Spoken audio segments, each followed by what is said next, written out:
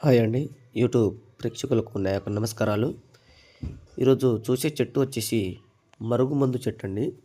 ఈ మరుగుమందు చెట్టు 2 రకాలుగా యూజ్ చేయవచ్చు. పైన స్క్రీన్ మీద చూస్తున్నారు కదా! ఆ మూలికలు 4, 5 రకాల మూలికలు కలిపి మరుగుమందు అనేది తయారు చేయడం జరుగుతది.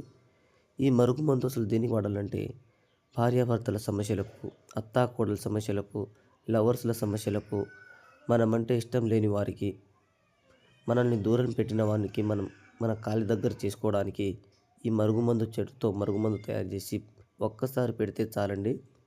జీవితాంతం వాళ్ళు మన కాలి కిందకుంటారు. కుక్కలా పడి ఉంటారు.